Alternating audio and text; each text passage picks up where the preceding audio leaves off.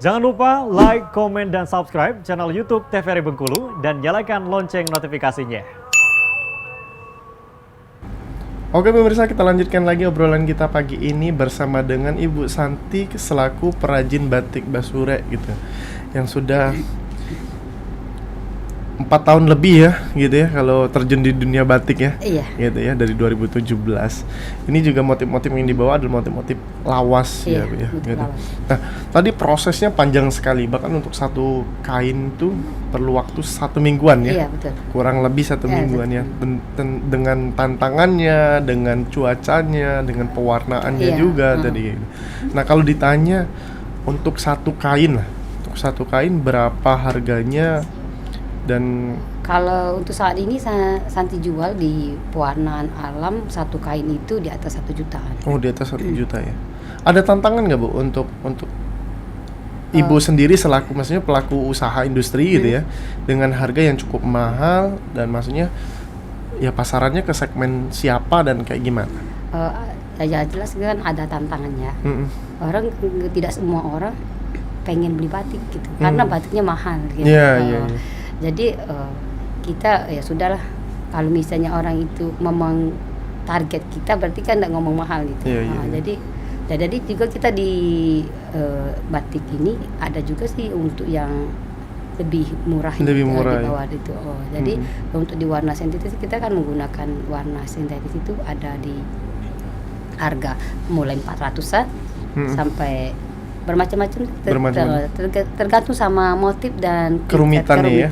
Nah, sama bahan juga kayak gitu. Berarti memang segmen-segmen tertentu yang mengerti ya.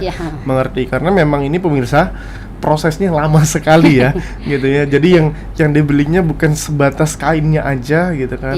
Tapi filosofi dari motifnya, bahkan proses pembuatannya, kreativitasnya. Dan Ibu juga, Bu Santi juga menjual ini dengan apa ya Mas, dengan bisa by request ya, dengan limited edition ya, itu yang menjadi apa ya keunggulan mungkin ya. Jadi kita orangnya pengen motifnya seperti ini gitu kan. Nah, jadi kita usahakan supaya gimana bisa menghasilkan motif itu bagus gitu. Jadi pelanggan itu puas. Kebetulan sekarang saat ini Santi produksinya di hijab. Di hijab juga. Jadi hijabnya itu udah berapa kali orang itu pesan. Jadi pengennya di dalam sebuah hijab itu bermacam-macam motif gitu. Jadi ada yang pengennya lebih simple, ada yang lebih full, ada yang pengen menonjolkan kaligrafinya gitu. Jadi ada yang menonjolkan daerah Bengkulunya, ada raplesianya gitu. Kalau untuk ketahanan sendiri, pewarna alami ini berapa lama? Kalau untuk saat ini pewarnaan yang Santi pakai sendiri, alhamdulillah tahan ya.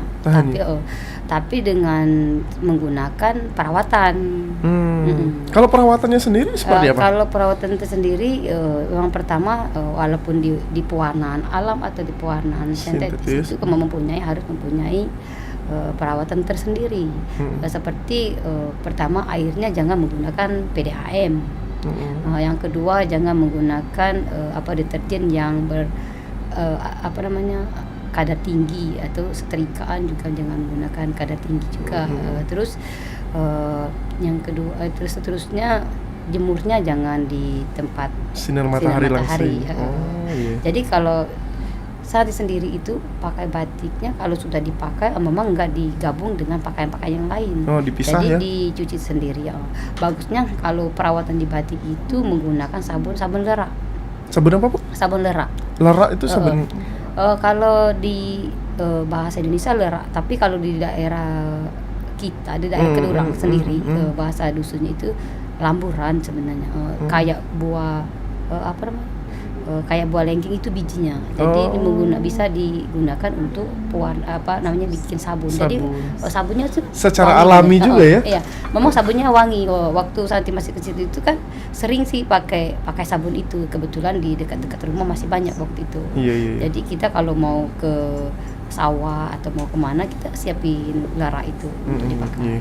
Berarti memang butuh perawatan juga untuk apa ya, bisa menghasilkan dan ketahanan dari kain sendiri ya. Jadi Jangan pakai air PDAM tadi ya, kalau bisa air sumur. ya air alami, air sumur gitu air ya. sumur. Jangan disetrika dengan suhu yang panas. Terlalu panas. Dan suhu penjemuran juga jangan terlalu langsung kena sinar matahari.